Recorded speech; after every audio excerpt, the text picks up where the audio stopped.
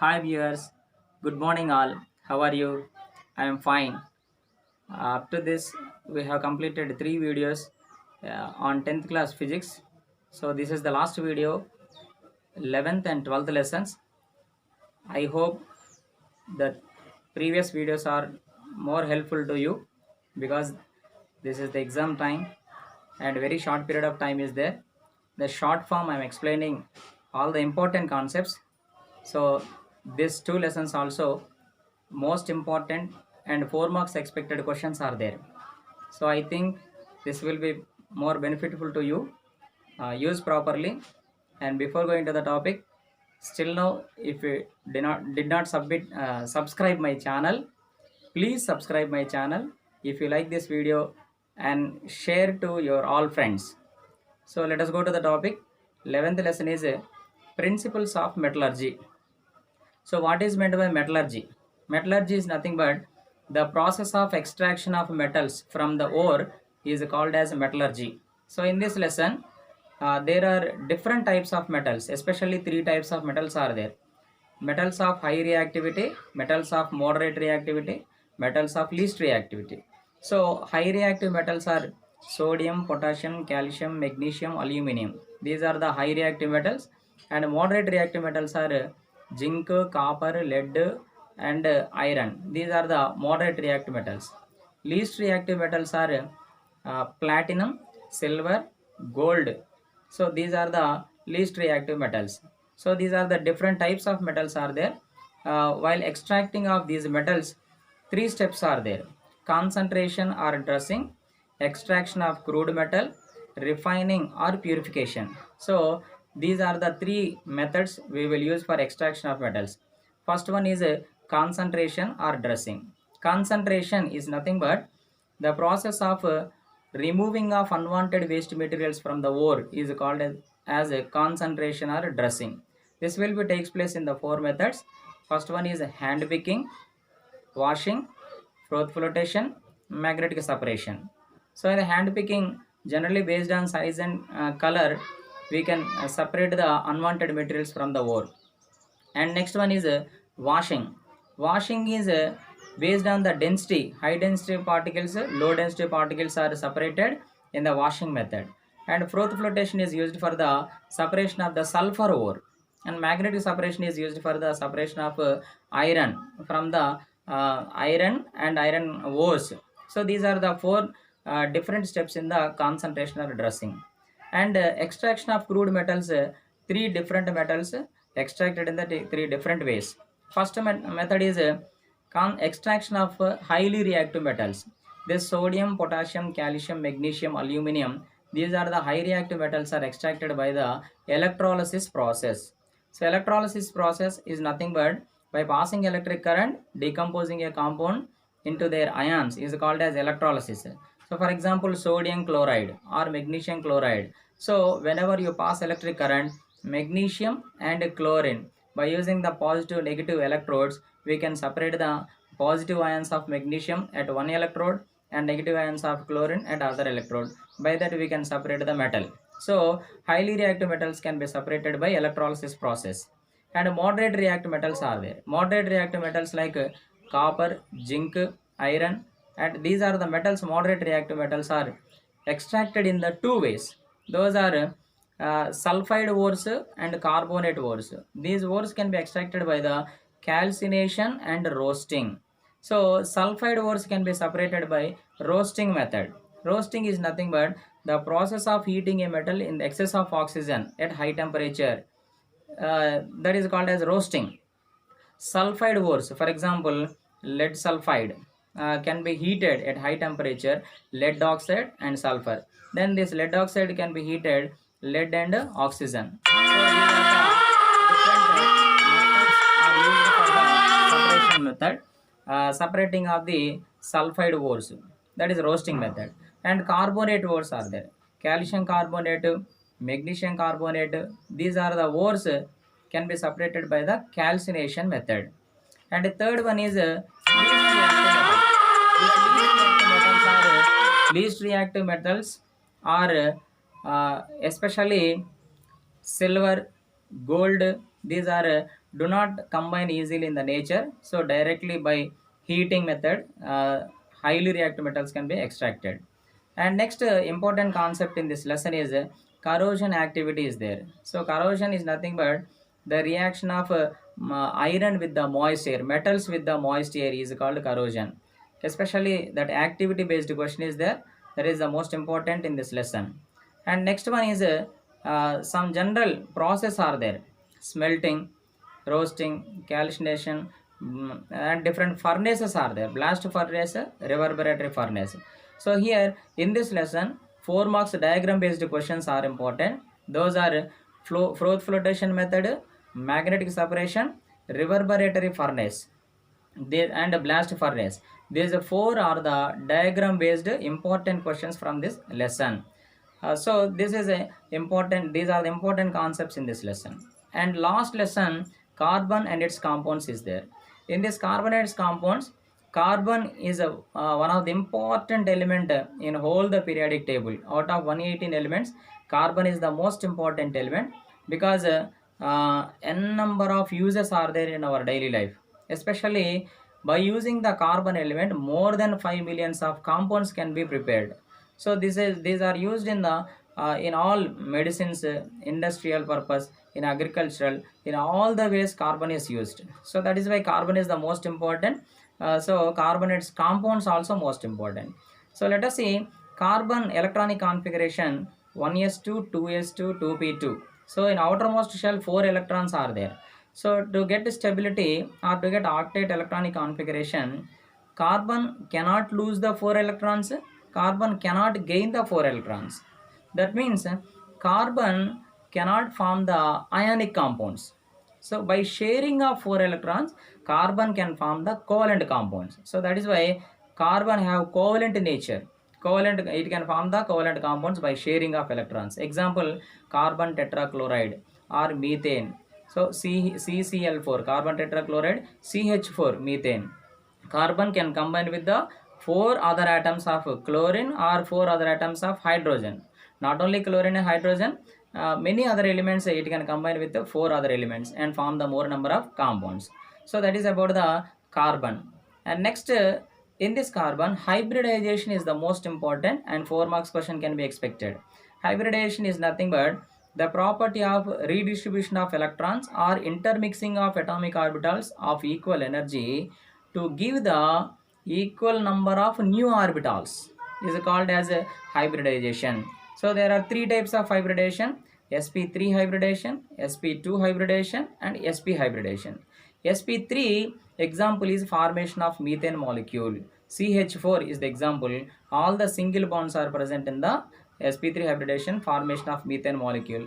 Bond angle is 109 degrees 28 minutes. So that is sp3 hybridization means the process of intermixing of 1s orbital, 3p orbitals. So if you write the electronic configuration, excited state configuration, 1s2, 2s1, 2p3 will be. That means actually 1s2, 2s2, 2p2, but in the promotion of electron, one electron from s orbital to p orbital, it will jump from s orbital to p orbital, then 4 unpaired electrons will be. So by that, methane molecule can be formed. That is sp3 hybridization example. In sp2 hybridization, the process of intermixing of 1s orbital, 2p orbitals. So here example is ethene or ethylene. C2H4 is the formula. So bond angle 120 degrees. So in this, 1 s orbital, 2 p orbitals. So here double bond is formed, 1 sigma bond, 1 pi bond between the p orbitals. So and next third one is sp hybridization, intermixing of 1 s orbital, 1 p orbital. Example is ethine or acetylene. So C2H2. So here triple bond is formed in between the 2 carbon atoms. So C2H2 is the example for the sp hybridization. The next one is allotropy and allotropic forms of carbon. Allotropy is nothing but the property of existing of one element in 2 or more different physical forms is called as allotropy. Carbon is exhibiting 2 allotropic forms. One is amorphous allotropic forms and crystalline allotropic forms. Amorphous allotropic forms are shapeless forms. Coke, coal, carbon, charcoal, these are all the amorphous forms. Crystalline forms are diamond, graphite, and Buckminster. So these are the important in this. The question may ask, write the differences between diamond and graphite. So diamond is the hardest natural occurring substance, and sp3 hybridization is formed in this diamond and tetrahedral shape. So four carbon atoms are combined with the four other carbon atoms. So that is the about diamond. In graphite, hexagonal shape will be graphite. Six carbon atoms are can be joined in hexagon structure. So that is about the graphite. In Buckminster fullerene, that is also known as a C60. 60 carbon atoms can be joined in the form of football or soccer ball shape. So that is about the crystalline forms of the carbon. And next, after this crystalline forms of the carbon, uh, hydrocarbons are there. The compounds which containing hydrogen and carbon are called as hydrocarbons. In these two types of compounds are there: saturated hydrocarbons, unsaturated hydrocarbons. Saturated hydrocarbons are single bond compounds. The carbon compounds which containing at least one single bond between atoms is called as saturated hydrocarbons. So alkanes is example for the saturated hydrocarbon. Example: methane, ethane, propane, that is the saturated. And unsaturated carbon compounds are the carbon compounds containing double bond and triple bond between the atoms is called as unsaturated carbon compounds. Examples are alkenes and alkynes. So the general formula of this carbon compounds important. Alkanes general formula is CnH2n plus 2. Alkanes CnH2n. Alkynes CnH2n minus 2. So if you know the formula, you can easily write the all carbon compounds formulas also. So for example, in the alkane group, methane and ethane, propane, butane. So these are, if you know the root words, if carbon 1 is there, one carbon is there, C1 is meant for meth, C2 eth, C3 prop, C4 but, C5 pent, C6 hex, C7 hept, C8 oct. So like that, nonen and decan. So like that, 1 to 10 carbons in the alkanes, alkenes, alkynes. So the in alkane group they are ended with A and A, methane, ethane, propane, butane. And alkene group E and A, that means ethene, propene, butene. And alkyne group ethine, propyne, butane. So these are the compounds of hydrocarbons. After the hydrocarbons, functional groups are the important in the carbon compounds. Functional groups are nothing but whenever the carbon compounds replaced, hydrogen is replaced by other than the other atoms like nitrogen, phosphorus, oxygen. Some other atoms are replaced the hydrogen in the carbon chain, then that is called as a functional group. So in this functional groups, most importantly halogen group is important, alcohol, aldehyde, ketone. So these are the, and carboxylic acid. These are the important, five important functional groups are there. These are helpful in the writing of naming of carbon compounds, in the nomenclature of carbon compounds, especially. So halogen group is a chlorine, bromine, iodine. These are the halogen group. Alcohol group is nothing but OH group if present in the carbon compound, that is alcohol. Next, CHO group is present, that is aldehyde. C double bond O, ketone. COOH, that is carboxylic acid. So these are the functional groups.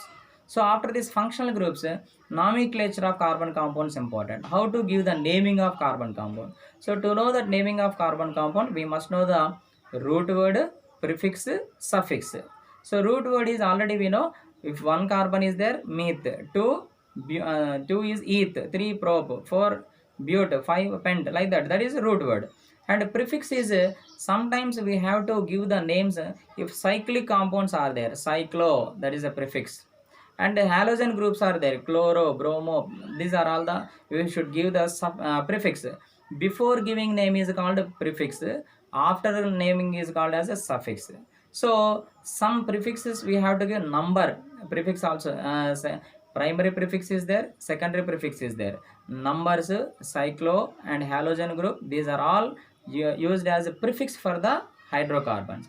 And a suffix is nothing but, for example, functional groups are, I told you know, that is alcohol, aldehyde, ketone and carboxylic acid. These are all will come as a suffix. So whenever OH group is added, alcohol, 3 carbon compound, that means Alcohol propanol, OL, OH group, alcohol group end with OL in the compound. So OL should be added as suffix. Aldehyde should be end with AL. Ketone end with ONA. And carboxylic acid end with oic acid, OIC, oic acid. So for example, with 3 carbon compound, I will tell you, 3 carbon compounds are there, alcohol, that is called as propanol. Propanol. Next 3 carbon compound in the aldehyde, propanol. Same 3 carbon compound in the carboxylic acid, propanoic acid, or in the ketone group, propanone. So like that you can name all the any number of carbon compounds for the 4 number, 5 number, based on the root word you can write the easily naming of carbon compounds. After this, chemical properties of carbon compounds important. Chemical properties, 4 properties are there: combustion, addition reaction, substitution reaction, and these are the some of the chemical properties are there. Combustion is nothing but the process of burning of carbon compound in presence of oxygen to give the carbon dioxide is called as a combustion.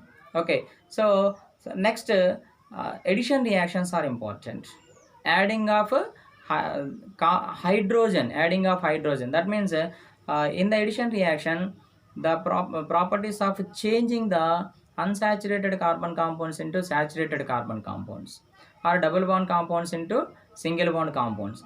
For example, propene into propane, or butane into butane. So unsaturated carbon compounds into the saturated carbon compounds changing is called as addition reaction. This is used especially in the hydrogenation of oils. Okay, changing in the vegetable oil into the ghee. So that is the uses of the addition reaction. And substitution reactions are important. Substitution reactions, especially with the chlorine, methane with chlorine, methyl chlorine, again chlorine, methylene chlorine, and methylene chlorine with chlorine, chloroform with chlorine, carbon tetrachloride. So these are all the some of the addition reactions, as are substitution reactions.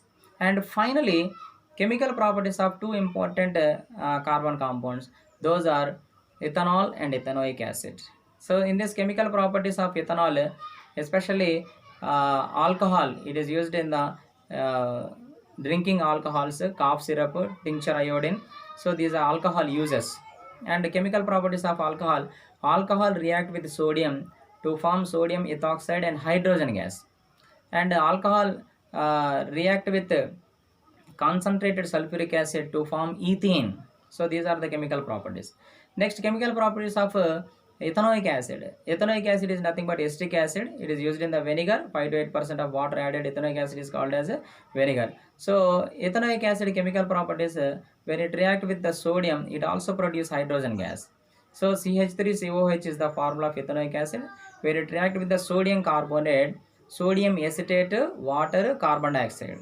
Again with the sodium hydrogen carbonate, sodium acetate, water, carbon dioxide. These are the some of the chemical properties of acetic acid. And final topic in this lesson is cleaning action of soap. So in the cleaning action of soap, so hydrophilic and hydrophobic ends are there. Hydrophilic is nothing but water dissolved compound. Hydrophobic is carbon chains which does not dissolve in water, which is able to dissolve the dirt or grease particles on the cloth. So cleaning action of soap is most important in this lesson. So these are the some of the important concepts in the carbonated compounds. By this successfully we have completed whole the syllabus 1 to 12 lessons. Children, I hope you understand well, and in this exam time it will be more, I think it is will be more beneficial to you. And if you like this video, please like and share in the comment box, and subscribe my channel and share to all your friends. I wish you all the best for your exams, as you have to get more marks in physics. So if it is useful to you, definitely share in the comment box and share all to your friends. Thank you. I wish you all the best once again.